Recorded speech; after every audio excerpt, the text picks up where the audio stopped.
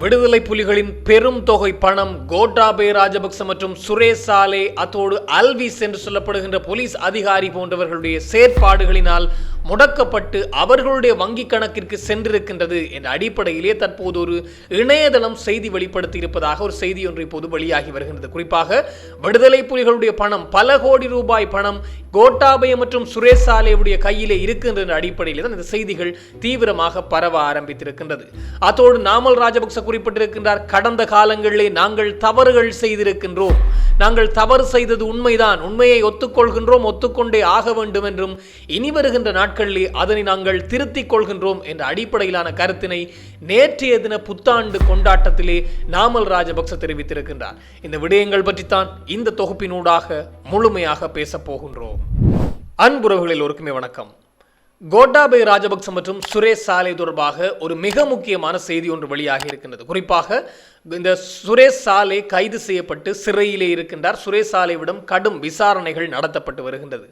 இந்த விசாரணைகள் ஒருபுறம் இருக்கின்ற போதுதான் இப்போது தமிழ்வின் என்று சொல்லப்படுகின்ற இணையவழி ஊடகமும் இந்த ஊடகம் இன்னும் ஒரு சர்வதேச இணையதளம் ஒன்று ஒரு செய்தி ஒன்றை வெளிப்படுத்தி இருப்பதாக, அது ஒரு மிக முக்கியமான செய்தி ஒன்றை ஆதாரத்துடன் வெளிப்படுத்தி இருப்பதாக இந்த தகவலை வெளியிட்டிருக்கின்றார்கள். என்ன விடயம் என்று பார்க்கின்ற போது, விடுதலை புலிகளுடைய பணம் ராஜபக்சக்கள் கையிலே இருக்கின்றது என்ற ஒரு செய்தியானது அதாவது 2009 யுத்தம் நிறைவடைந்த பின்னர் இருந்து இன்று வரை பேசப்படுகின்ற ஒரு விடயம். அதிலும் இந்த அரசாங்கம் ஆட்சிக்கு வருகின்ற போது சொன்ன ஒரு விடயம், அதாவது ராஜபக்சக்களுடைய பணம் இந்த உகண்டா போன்ற நாடுகளிலே இருக்கின்றது, ராஜபக்சக்களுடைய பதுக்கல் பணம், அதாவது அது ராஜபக்சக்களுடைய பணம் என்றாலே அது விடுதலை புலிகள் அல்லது யுத்தம் நிறைவடைந்த போது கைப்பற்றப்பட்ட பணம் அந்த உகண்டா போன்ற நாடுகளிலே அங்கே முதலிடப்பட்டிருக்கின்றது, அந்த பணத்தை நாங்கள் நாட்டிற்குள்ளே கொண்டு வருவோம் என்ற அடிப்படையிலான இந்த ஒரு விடயத்தை முன்வைத்துத்தான் இந்த அரசாங்கம் தங்களுடைய தேர்தல் அறிக்கையாக முன்வைத்திருந்தார்கள். ஆனாலும் இன்றும் விசாரணைகள் இடம்பெற்று வருகின்றது. அப்படி ஒன்றும் இருப்பதாக அல்லது இருக்கின்றது என்ற ஒரு ஆதாரம் இன்னும் கிடைக்கவில்லை என்பதுதான் மிக முக்கியமான விடயம். அப்படி இருக்கின்ற போதுதான் விடுதலை புலிகளுடைய பணம் ராஜபக்சக்கள் கையிலே என்பது பல வருடங்களாகவே இருக்கின்ற ஒரு வாய்வழி பேச்சாகவே இருக்கின்ற போது, இன்றைய தினம் இந்த தமிழ்வின் என்று சொல்லப்படும் ஊடகம் சர்வதேச ஊடகம் ஒன்று செய்தி வெளிப்படுத்தியதாக இதனை மேற்கோள் காட்டி தெரிவித்திருக்கின்றார்கள். இதிலே சொல்லப்பட்ட விடயமானது சுரேஷ் சாலே, இந்த சுரேஷ் சாலே எந்த அளவுக்கு மிக முக்கியமான ஒரு வேலைகளை செய்திருக்கின்றார் என்பது இந்த தகவலிலிருந்து வெளிவருகின்றது. குறிப்பாக 2009 யுத்தம் நிறைவடைந்த பின்னர் விடுதலை புலிகளுடைய மிக முக்கியமான உறுப்பினர் அல்லது விடுதலை புலிகளோடு தொடர்பிலே இருந்தார் என்று சொல்லப்படுகின்ற சுப்பிரமணியம் சிவகுமார் என்று சொல்லப்படுகின்ற ஒரு நபரை குற்றத்தடுப்பு விசாரணை பிரிவினுடைய பயங்கரவாத தடுப்பு பிரிவினர் கைது செய்கின்றார்களாம்.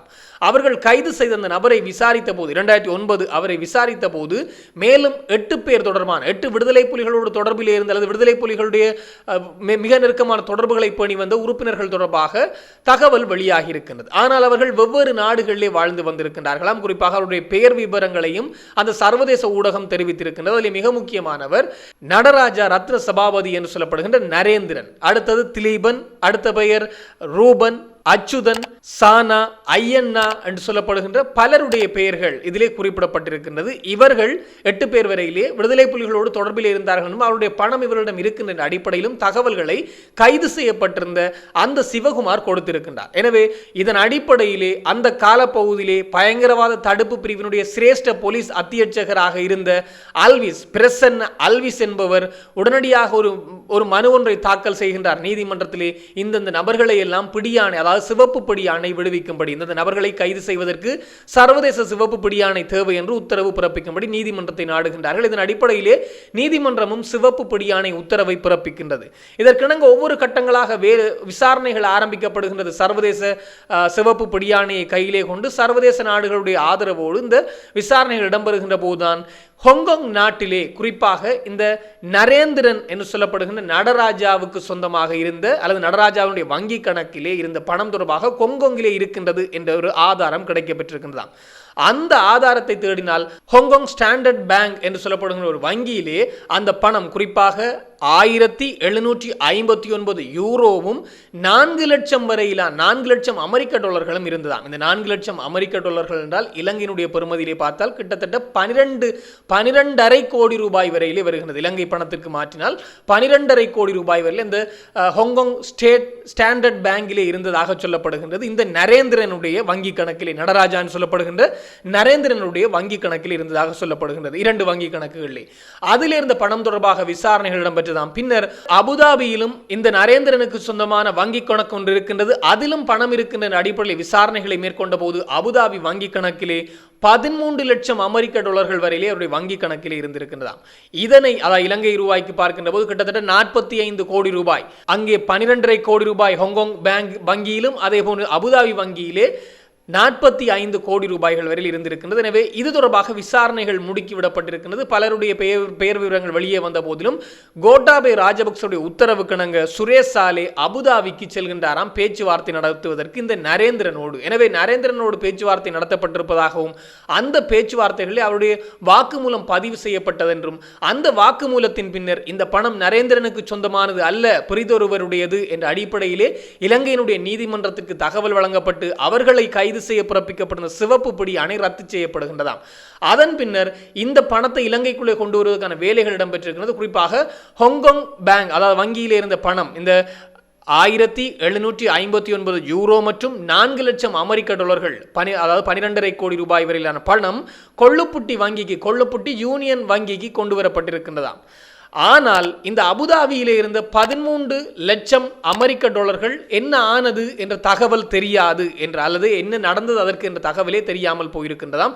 ஒருவேளை சுரேஷ் சாலே தரப்பு, அதாவது சுரேஷ் சாலே, கோட்டாபய ராஜபக்ச, இந்த பிரசன்ன அல்விஸ் அத்தோடு சட்டமாதிபர் திணைக்களத்துக்குள்ளே இருந்த பல நீதிபதிகள் இதனை கையாடி விட்டார்கள் அல்லது அவர்களுடைய வங்கி கணக்குகளுக்கு இதனை மாற்றியிருக்கலாம் என்ற தகவல்களும் வெளியாக ஆரம்பித்திருக்கின்றது. அந்த இணையதளம் ஆதாரத்தோடு இதனை வெளிப்படுத்தி இருக்கின்றதாம். அதிலும் பின்னர் 2015 நடத்தப்பட்ட விசாரணைகளில் இந்த கொள்ளுப்புட்டி வங்கிக்கு, அதாவது ஹாங்காங் வங்கியிலிருந்து கொள்ளுப்புட்டி யூனியன் வங்கிக்கு கொண்டு வரப்பட்ட பணம் தொடர்பாகவும் அது பின்னர் அரசுடைமையாக்கப்பட்டதாகவும், ஆனால் அபுதாபி வங்கியிலே இருந்த அந்த பணம் குறிப்பாக 13 லட்சம் அமெரிக்க டாலர்கள், இலங்கை ரூபாய்க்கு பார்த்தால் 45 கோடி ரூபாய்களுக்கு என்ன ஆனது என்ற தகவலே தெரியாமல் போனதாம். அது ஒருவேளை இந்த சுரேஷ் சாலே, கோட்டாபய, இந்த பிரசன்ன அல்விஸ் போன்றவர்களால் அவர்களுடைய வங்கி கணக்குக்கு மறைமுகமாக மாற்றப்பட்டிருக்கலாம் என்ற அடிப்படையிலான தகவலை அந்த சர்வதேச ஊடகம் வெளியிட்டிருப்பதாக இந்த தமிழ்வின் என்று சொல்லப்படுகின்ற ஊடகம் அல்லது தமிழ்வின் இணையவழி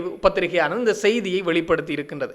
இது ஒரு மிக முக்கியமான செய்தி. காரணம், பல காலமாகவே இது ஒரு வாய்வழி பேச்சாகவே இருந்தது. விடுதலை புலிகளுடைய பணம் அங்கே, விடுதலை புலிகளிடம் இருந்த பணம், கப்பல்கள், விடுதலை புலிகளுடைய தங்கம் எல்லாம் இந்த கோட்டாபய ராஜபக்ச அல்லது ராஜபக்சக்கள் கையாடி விட்டார்கள், அவர்களிடம்தான் இருக்கின்றது, இலங்கையினுடைய மிகப்பெரிய பணக்காரர்களே இவர்கள் தான் என்றெல்லாம் வாய்வழி கதைகள் இருந்தது, செவி வழியாக நாங்கள் கேட்ட கதைகள். ஆனால் இப்போது அது உண்மையாகுகின்ற வகையில் இந்த சர்வதேச இணையதளம் ஒன்று இந்த செய்தியை வெளிப்படுத்தி இருப்பதாக தகவல்களும் வெளிவர ஆரம்பித்திருக்கின்றது. இன்னும் ஒரு புறம் சுரேஷ் சாலே கைது செய்யப்பட்டு உயிர்த்த ஞாயிறு குண்டு தாக்கல் தொடர்பாக கடுமையாக விசாரிக்கப்பட்டு வருகின்றார்.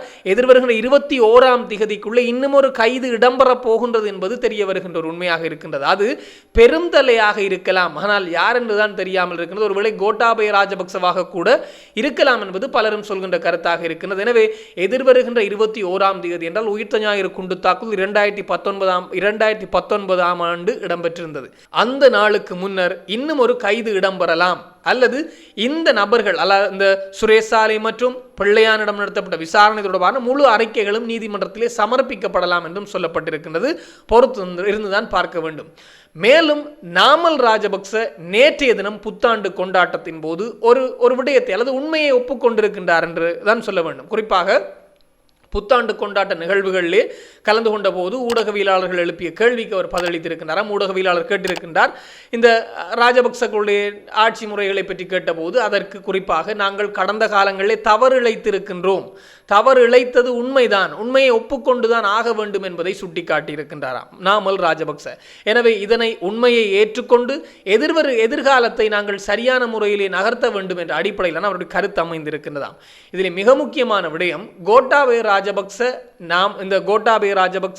மஹிந்த ராஜபக்ச நான் இல்லை என்ற அடிப்படையிலே இப்போது நாமல் ராஜபக்ச காய் நகர்த்த ஆரம்பித்திருக்கின்ற காரணம், இனியொரு முறை மஹிந்தவோ கோட்டாவோ பெசிலோ அரசியல் செய்ய முடியுமா என்றால் அது ஒரு மிகப்பெரிய ஒரு கேள்விக்குறி. அவர்களுக்கான வாக்கு வங்கி இருக்குமா என்று கேட்டால், மஹிந்தவை விடுத்து மஹிந்தனி அரசியலுக்கே வர முடியாத அளவுக்கு வயோதிபம் தழுவி விட்டார். கோட்டாவோ பெசிலோ இனிமேல் அரசியலிலே தலை காட்ட முடியாது. காரணம், மக்கள் அடித்து திரட்டியவர்கள் மிக முக்கியமானவர்கள். எனவே இவர்கள் இனி அரசியலுக்கு வரவே முடியாது என்றால் அவர்களுடைய அரசியல் வாரிசு அடுத்தது யார் என்றால் இந்த நாமல் ராஜபக்ச தான். எனவே நாமல் ராஜபக்ச அந்த குற்றங்களை எல்லாம் ராஜபக்சக்களாக இருக்கின்ற கோட்டா பெசில் மீது சுமத்திவிட்டு தான் வேறு வழி என்ற அடிப்படையிலே தன்னை மக்கள் மத்தியிலே பிரபலியப்படுத்துவதற்கு முயற்சித்துக் கொண்டிருக்கின்றார் என்பதுதான் மிக முக்கியமான விடயம். அதான் அவருடைய அரசியலாக இருக்கின்றது. குற்றம் இடம்பெற்றது என்பதை ஏற்றுக்கொள்கின்றேன் என்றால் அந்த குற்றத்தை செய்தது யார்? தன்னுடைய சித்தப்பாமார் தான். எனவே அந்த குற்றம் தன்னுடைய தந்தையும் சித்தப்பாமார் தான். நான் இல்லை என்ற அடிப்படையில் சொல்வதற்கு அவர் முயற்சிக்கின்றார் என்பதுதான் மிக முக்கியமான விடயம்.